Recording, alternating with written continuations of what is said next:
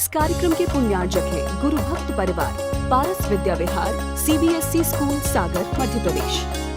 ओम नमः सिद्धेभ्य। पंच परमेष्टि भगवान की परम पूज्य आचार्य भगवंत गुरुवर विशुद्ध सागर जी मुनि महाराज जी की, परम पूज्य मुनि श्री सुप्रभ सागर जी महाराज जी की समीचीन विकल्पों का सम्यक समाधान। सम्यक ज्ञान की एक ऐसी अनूठी विधा जिसके माध्यम से हम अपने मन में उठने वाले उन अनेकानेक समीचीन विकल्पों का प्रतिदिन सम्यक समाधान परम पूज्य मुनि श्री सुप्रभ सागर जी महाराज के मुखारविंद से प्राप्त कर रहे हैं। देश देशांतर से अनेकानेक समीचीन विकल्प हमें प्रतिदिन प्राप्त हो रहे हैं और परम पूज्य मुनि श्री उनका आगमुक्त विधि से हम सबको सम्यक समाधान प्रदान कर रहे हैं। प्रारंभ करते हैं आज का सम्यक समाधान। और आज का पहला विकल्प जोधपुर राजस्थान से साबू जैन परम पूज्य मुनि श्री के चरणों में बारंबार नमोस्तु निवेदित करते हुए अपना समीचीन विकल्प रख रहे हैं कि महाराज जी जीवन कैसे जिएं जिससे कि पाप ना हो। यदि किसान खेती करता है तो भी जीवों का घात होता है। गृहस्थ जीवन जीने वाले के तो पाप ही पाप होता है। परिवार में रहकर ना तो पापों से मुक्त हो पाते हैं, ना ही परमेश्वर को याद कर पाते हैं। तो हम क्या करें? और परिवार वाले जो लहसुन आलू प्याज आदि का सेवन करते हैं उनसे कैसे, उनके पाप से कैसे बचें एवं नशा करने वाले व्यक्तियों से कैसे बचें? क्या जीवन में संन्यास लेकर ही पापों से बचा जा सकता है? मैं साध्वी बनना चाहती हूँ तो कैसे बनूँ? हमारे समीचीन विकल्प का सम्यक समाधान करते हुए हमारा मार्गदर्शन करने की अनुकंपा करें। नमोस्तु महाराज जी, नमोस्तु। सिद्धेभ्य। परम पूज्य आचार्य भगवान गुरुवर विशुद्ध सागर जी महाराज के शिष्य ने गुरु से प्रश्न पूछा, गुरुजी सांस लेने में पाप है, उठने बैठने में पाप है, संसार की प्रत्येक क्रिया में पाप है, फिर सब क्रियाओं में पाप है तो मैं जीऊँ कैसे? कदम चरे कदम चिट्टे कदम भासे ज भुजे च जदम पापम न बद्धते। उत्तर देते हुए गुरुजी कहते हैं, आचार्य भगवंत कहते हैं, चदम चिट्टे चदम भासे चदम भोज भासी ज भुजे च जदम पापम न बद्धते। उत्तर यह था, ऐसे चलो, ऐसे बोलो, ऐसे खाओ, ऐसे पियो, ऐसे कार्य करो जिसके द्वारा पाप का बंधन नहीं हो। अभिप्राय आचार्य भगवंत का और गुरु का यही था कि तुम यत्न पूर्वक विवेक पूर्वक ऐसा प्रयास करो जहाँ पर प्रमाद का कोई भी स्थान नहीं हो, क्योंकि जहाँ प्रमाद है वहाँ हिंसा है और वहाँ पाप। इसलिए उस प्रमाद से बचते हुए किया हुआ श्रावक का प्रत्येक कार्य उसके लिए कम से कम पाप को देने वाला होने से उसके वह पाप की प्रचुरता को कम करने वाला हो सकता है। इसलिए जो उस श्रावक के निमित्त से आचार्य भगवंतों ने जो 4 हिंसा के पाप के भेद बताए हैं उनमें से मात्र संकल्पी हिंसा का त्याग रूपी ही पाप का निवारण श्रावकों के निमित्त से किया गया। इसलिए वह जो भी व्यापार जो भी कार्य श्रावक करे उस कार्य में उस व्यापार में परिपूर्ण रूप कार्य करना चाहिए जिसके द्वारा जिसके निमित्त से श्रावक को कम से कम पाप का आश्रय हो। अभिप्राय यहाँ भी यही है कि जैसे कोई ऐसा कार्य है जिसमें विशेष रूप से पाप का अर्जन होता है, जहाँ बहुत बड़े किसी होटल आदि का कार्य करना, किसी कीटनाशक दवाई के बेचने का काम करना, खेती का भी काम करते हुए कीटनाशक आदि का प्रयोग करते हुए जीवों को मारते हुए खेती आदि करना, ये परिपूर्ण रूप से हिंसा के निमित्त से जीवों का घात होने के निमित्त से पाप का ही आश्रय करने वाला कारण हो सकता। इसलिए इन कार्यों को करते हुए अगर हम विवेकपूर्वक और यत्नपूर्वक प्रमाद रहित होकर कार्य करेंगे तो नियम से इन पापों से बचने का पुरुषार्थ भी कर सकते हैं और पापों से बच भी सकते हैं। ये भी परम सत्य है कि सामूहिक रूप से एक साथ घर में रहते समय जो एक साथ रहता है, कथनचित कुछ अंशों में एक दूसरे का निमित्तभूत या निमित्त नैमित्तिक संबंध के निमित्त से पुण्य पाप एक दूसरे के निमित्त को प्रभावित, उपादान को प्रभावित करने वाला हो सकता है। इसलिए जो घर परिवार में अभक्ष का सेवन आदि आदि के निमित्त से जो पाप हो रहा है, जो स्वयं कर रहा है उसे तो पाप का आश्रय हो ही रहा है, पर जो उनकी अनुमोदना भी कर रहा है उसको भी उसका आश्रय बंध अवश्य होगा। अगर घर में रहते हुए उन अशुभ कार्यों की, अभक्ष सेवन आदि की, पापों की अगर व्यक्ति अनुमोदना नहीं कर रहा है तो उन पापों से वह बच सकता है, अन्यथा नहीं बच सकता। पर सर्वोत्कृष्ट बात इन सभी पापों से बचने के लिए उस वैराग्य पथ पे चलने की ही है, अपने जीवन को उस संन्यास मार्ग पर, मोक्ष मार्ग पर लगाने की ही है। भले ही हमारी जितनी जैसी शक्ति हो उस प्रकार से करे, श्रावक बनते हुए अणुव्रतों को ग्रहण करे, अष्टमूल गुणों को धारण करे। अगर हमारे में सामर्थ्य है वैराग्य पथ पर आगे बढ़ने की और वास्तव में संन्यास धारण करने की, तो उसके अलावा कोई भी उत्कृष्ट मार्ग नहीं है जो हमें पापों से छुटकारा दे सके। इसलिए पापों से बचने के लिए सर्वोत्कृष्ट मार्ग संन्यास या वैराग्य मोक्ष मार्ग ही है, पर वह उपचार से एक देश अणुव्रतों को ग्रहण करते हुए, 8 मूल गुणों को धारण करते हुए श्रावक बनना, अणुव्रती बनना, इसके द्वारा भी कथनचित हम अपना मार्ग प्रशस्त कर सकते हैं। यही आपके लिए सम्यक समाधान। परीक्षा गरीबे अमरावती महाराष्ट्र से परम पूज्य मुनिश्री के चरणों में बारंबार नमोस्तु निवेदित करते हुए अपना समीचीन विकल्प रख रहे हैं कि महाराज जी, सम्यक दृष्टि जीव की पहचान क्या है। सम्यक समाधान के माध्यम से हमारे समीचीन विकल्प का भी सम्यक समाधान करने की अनुकंपा करें। नमोस्तु महाराज जी, नमोस्तु।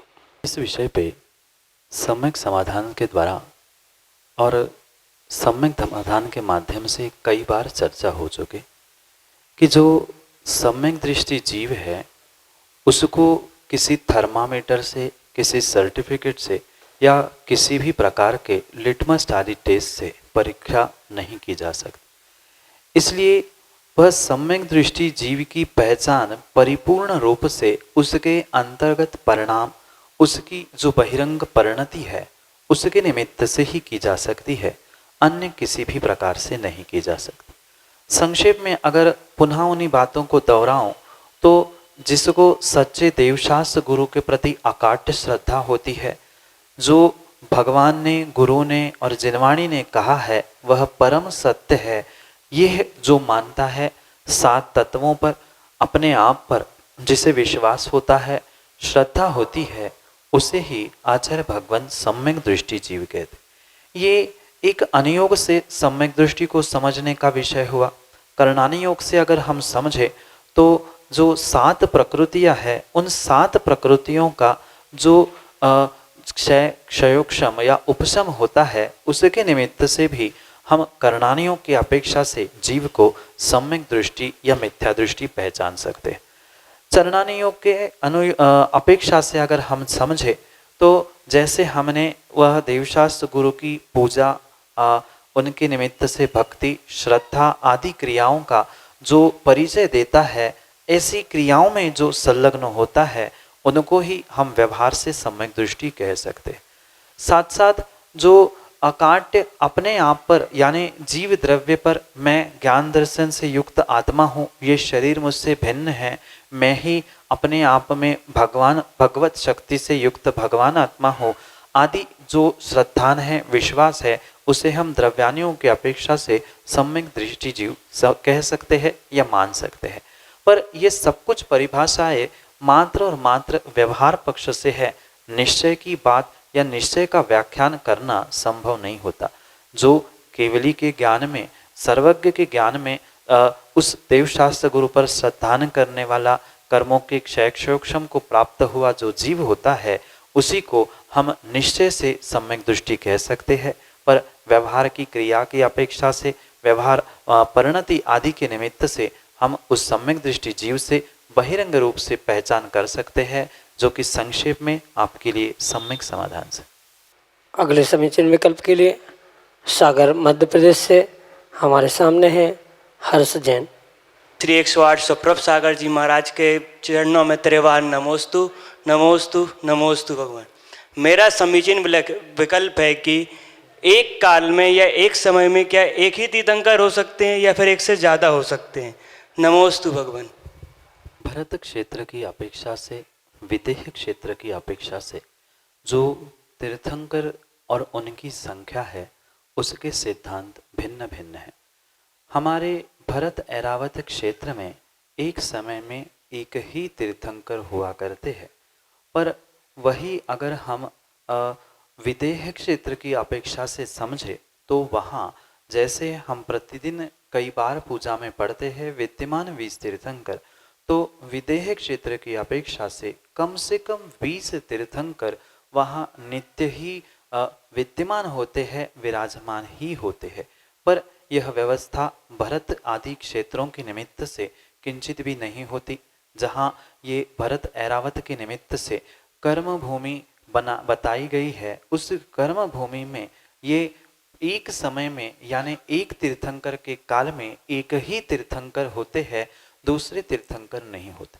पर जो विदेह क्षेत्र में 32 नगरियाँ होती है, उन 32 नगरियों में प्रत्येक नगरी में कहीं न कहीं विद्यमान रहने वाले उस 20 तीर्थंकर की एक ही साथ सत्ता हो सकती है।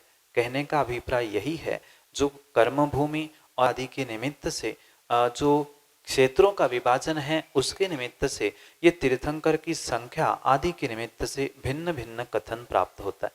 इसलिए एक समय में अगर भरत क्षेत्र की बात करें तो भरत क्षेत्र में एक समय में एक उस ऐरावत क्षेत्र में एक समय में एक, पर 5 भरत 5 ऐरावत होने से एक एक भरत के ऐसे 5 भरत के 5 ऐरावत के ऐसे भिन्न क्षेत्रों को, अलग अलग क्षेत्रों को अगर समझे तो वे एक से अधिक हो सकते हैं। पर एक क्षेत्र में जिसे कर्म भूमि कहते हैं, उन कर्म भूमि में एक समय में एक क्षेत्र में एक ही तीर्थंकर होते हैं। विदेह में 20 तीर्थंकर नित्य ही विद्यमान होते हैं, उससे कम नहीं होते, अधिक हो सकते हैं पर कम नहीं हो सकते। हमारे वर्तमान 24 तीर्थंकर भगवान के काल में जो अजितनाथ भगवान हुए, उन अजितनाथ भगवान के काल में वह सबसे अधिक यानी 170 तीर्थंकर उस काल में मौजूद थे। भरत में मतलब 5 भरत के 5, 5 ऐरावत के 5, ऐसे ये 10 और विदेह के निमित्त से जो 32 नगरियाँ थी, उन 32 नगरियों के प्रत्येक नगरी में एक एक तीर्थंकर, इस प्रकार से वह गणित लगाने पर कुल 170 तीर्थंकर अजितनाथ भगवान के काल में हुए थे। पर वह एक क्षेत्र में नहीं अपितु पूरे 2.5 द्वीप का प्रमाण समझते हुए उन तीर्थंकरों की संख्या को समझना होगा। पर भरत जैसे जहां अपन वर्तमान में रहते हैं, ऐसे इस भरत क्षेत्र में एक समय में एक ही तीर्थंकर होता है। विदेह में 20 विद्यमान और सभी को इकट्ठा करते हुए 170 तीर्थंकर अधिक से अधिक हो सकते हैं। यही आपके लिए सम्यक समाधान। सर्वोदय मिलिंद जोहरापुरकर नागपुर महाराष्ट्र से अगले समीचीन विकल्प के लिए हमारे सामने। नमोस्तु महाराज जी। कल हमारे सिद्ध चक्र महामंडल विधान की पूर्ति हुई, उसमें एक अर्घ्य में आया था बादर कर्म रहित सिद्ध परमेष्टि, तो इसका अर्थ क्या है? नमोस्तु महाराज जी।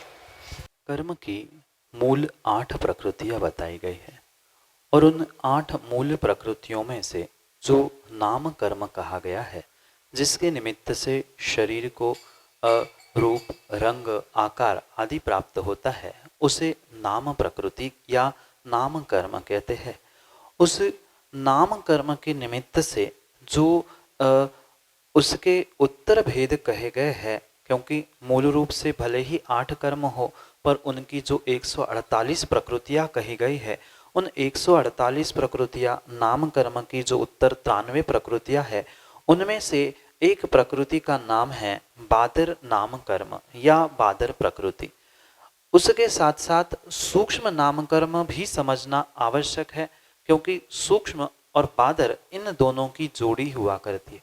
दोनों में से एक नाम कर्म का उदय जीव के साथ हमेशा ही रहता है। एक तो सूक्ष्म नाम कर्म या बादर नाम कर्म।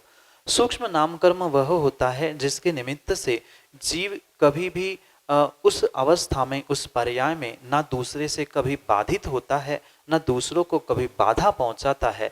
ऐसी अवस्था में रहने वाले उस जीव को या उस पर्याय को सूक्ष्म पर्याय कहते हैं। पर उसके विपरीत जो है, यानी कि जो दूसरों के द्वारा बाधा को प्राप्त होता है या जिसको बाधित किया जा सकता है या जो दूसरों को बाधित करता है या ना रोकता है, उसको बादर नाम कर्म कहते हैं। और ऐसे बादर नाम कर्म से रहित जो सिद्ध भगवान हैं, उनको नमस्कार किया है। वहाँ जो कर्मों की उत्तर प्रकृतियाँ है उनका स्मरण करते हुए, क्योंकि सिद्ध भगवान प्रत्येक कर्म से रहित हो चुके हैं। 8, 48, 93 जितनी भी मुख्य और उत्तर आदि प्रकृतियां है कर्मों की, उन सभी कर्मों के प्रकृतियों का नाश करने के कारण से वह सिद्ध भगवान सिद्ध बने थे, या संसारी जीव ही इन सभी कर्मों का नाश करके सिद्ध बनता है। इसलिए इन्होंने इस बादर कर्म का नाश करते हुए उस सिद्ध अवस्था को प्रकट कर लिया है। इसलिए बादर कर्म रहित ऐसे सिद्ध भगवान को उस सिद्ध चक्र विधान में आचार्य भगवंतों ने या कवि महाराजों ने वहां पर लिपिबद्ध करते हुए उन सिद्ध भगवान को नमस्कार किया। वहां आपको वह सूक्ष्म नाम कर्म रहित सिद्ध परमेष्टि भी मिलेगा, और भी बहुत सारे जो नाम कर्म की उत्तर प्रकृतियां है, सुस्वर, दुस्वर आदि आदि निमित्त से उनसे रहित सिद्ध परमेष्टि को नमस्कार। इस रूप से वहां कर्मों का नाश करने से सिद्ध बने, इसको अभिप्रेत करते हुए, उनके गुणों का व्याख्यान करते हुए, उससे रहित ऐसे जो दूसरों को न बाधा पहुंचाता है न बाधित होते हैं, ऐसे उस नाम कर्म का नाश करने के कारण से वह सिद्ध बने। इस अभिप्राय से वहाँ वह सिद्ध परमेष्टि को बादर कर्म रहित सिद्ध परमेष्टि ने अर्घम ऐसा करते हुए व्याख्यान किया है। यही आपके लिए सम्यक समाधान से। छिंदवाड़ा मध्य प्रदेश से अगले समीचीन विकल्प के लिए हमारे सामने हैं जतिन जैन। नमोस्तु गुरुदेव।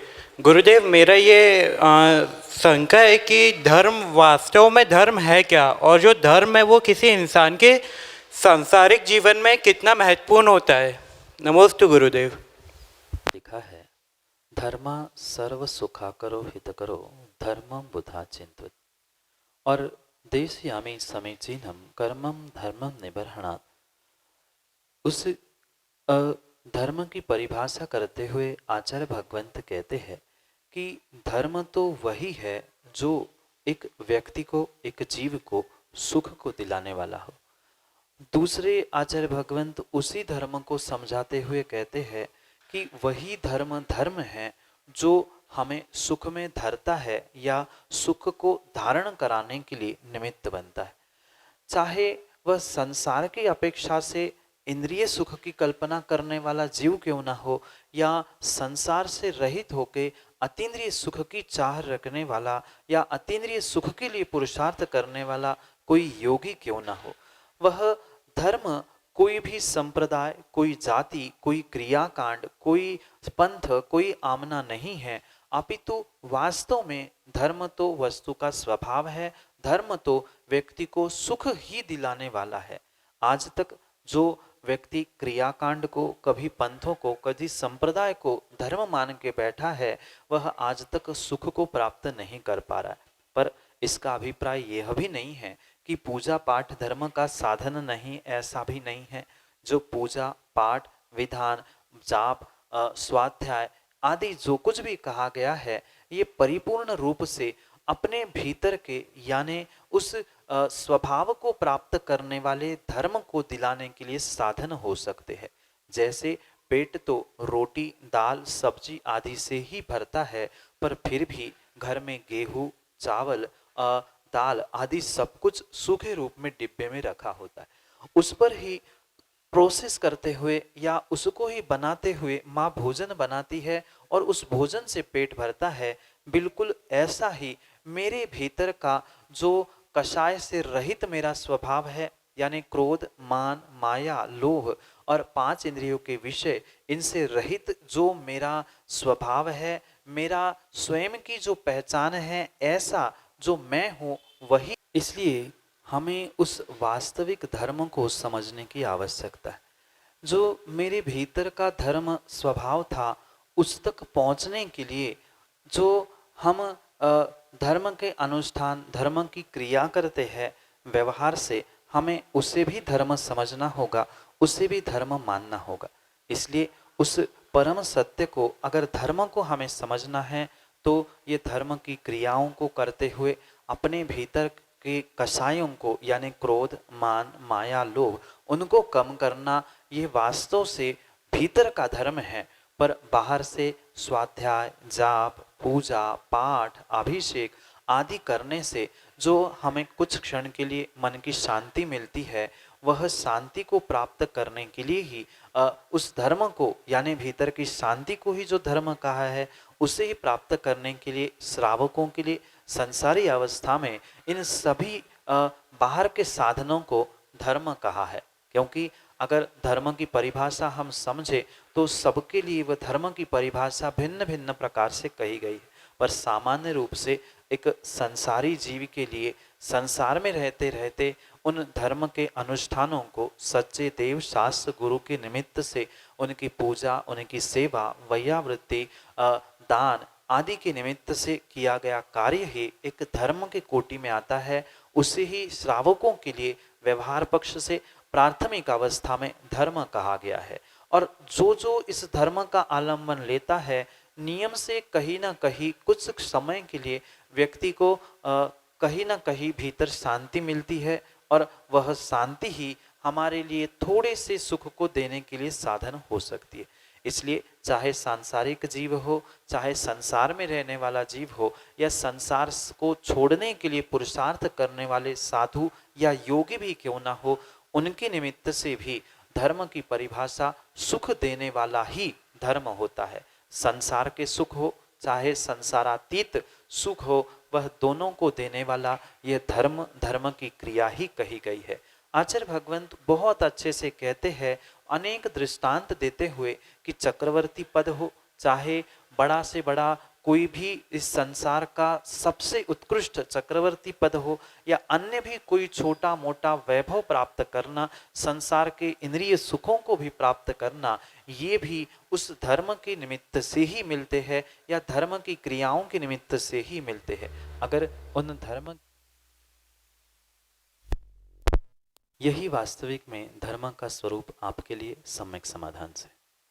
सागर मध्य प्रदेश से एक छोटा सा बालक अरह जैन मुनि श्री के चरणों में बारंबार नमोस्तु निवेदित करते हुए अपना समीचीन विकल्प रहा है कि महाराज जी, मोती पहनना चाहिए या नहीं, मोती पहनने योग्य है अथवा नहीं। हमारे समीचीन विकल्प का सम्यक समाधान करने की अनुकंपा करें। नमोस्तु महाराज जी, नमोस्तु। मोती वर्तमान में 2 प्रकार के प्राप्त होते हैं। जो जीवों के निमित्त से, यानी सीप में जीव के मरने आदि के निमित्त से, या सीप में जो समुद्र में मोती प्राप्त होता है, वह वास्तविकता में पहनने योग्य नहीं है, क्योंकि जीवों की लार और आदि के निमित्त से वह सीप में बनता है। पर कुछ मोती ऐसे भी बनते हैं, सुना भी होगा, कि उस सीप में पानी जाने से, वह रेत आदि पहुंचने से भी कुछ मोती बनते हैं। और वर्तमान में तो बिल्कुल उसके ही जैसे कल्चर मोती या आर्टिफिशियल मोती बनाए जाते हैं, वह भी मोती की ही श्रेणी में आते हैं। इसलिए जिन मोतियों में जीवों का घात नहीं हो रहा है, ऐसे मोतियों को पहन भी सकते हैं। और कुछ मोती जो गज मोती आदि आदि के निमित्त से भी आगम ग्रंथों में आपने पढ़े होंगे, गज मुक्ता यानी हाथी में प्राप्त होने वाले, या अन्य भी किसी प्रकार के उन मोतियों को किन्हीं ग्रंथों में आचार्य भगवंतों ने पुराण ग्रंथों में अच्छा या पवित्र माना है, भगवान को चढ़ाने में भी कभी कभी उसका प्रयोग करते हुए सुना है। पर वर्तमान में अगर देखा जाए तो वह कहीं ना कहीं जीवों का घात होके ही वह मोती आदि प्राप्त होते हैं। इसलिए पहले ये पता कर लिया जाए कि वास्तव में वह मोती किस प्रकार से बना है। अगर केमिकल से बना हुआ वह आर्टिफिशियल है तो वह पहनने में कोई दोष नहीं है, पर अगर वह वास्तव में जीवों के घात से हुआ है तो वह पहनने स्वीकार करने योग्य नहीं है। यही आपके लिए सम्यक समाधान। जय जन बंधु, आप हम सभी लाभ ले रहे थे समीचीन विकल्पों का सम्यक समाधान इस लोकप्रिय कार्यक्रम का। यह कार्यक्रम प्रतिदिन 5:13 पे यूट्यूब चैनल सुप्रभ आज के माध्यम से प्रसारित होता है एवं शाम को 4 बजे पारस टीवी के माध्यम से सम्यक समाधान इस कार्यक्रम का प्रसारण होता है। अगर आप आपके मन में उठने वाले विकल्पों को हम तक पहुंचाना चाहते हो तो हमारा जो व्हाट्सएप का नंबर है 8707548811, इस पे आप ऑडियो मैसेज या टेक्स्ट मैसेज के माध्यम से अपना विकल्प हम तक पहुंचा सकते हो। हमारा जीमेल आईडी है samyak.samadhan@gmail.com। आप उस जीमेल आईडी का भी प्रयोग करके अपना विकल्प हम तक पहुंचा सकते हो। अगर आप इस कार्यक्रम से जुड़ना चाहते हो, कोई कार्यक्रम में घर बैठे अपने संपत्ति का सदुपयोग करना चाहते हो, ज्ञानदान में अपने संपत्ति का सदुपयोग करना चाहते हो, तो आप हमसे ज़रूर संपर्क कर सकते हैं और जो कार्यक्रम चल रहे हैं उसके लिए आप ज्ञानदान के रूप में पुण्यार्जन प्राप्त कर सकते हैं। मैं मुनिश्री के चरणों में नमोस्तु करते हुए आज के इस कार्यक्रम को यहीं पे विराम देता हूँ। नमोस्तु नमोस्तु नमोस्तु। इस कार्यक्रम के पुण्यार्जक हैं गुरु भक्त परिवार, पारस विद्या विहार, CBSE स्कूल सागर, मध्य प्रदेश।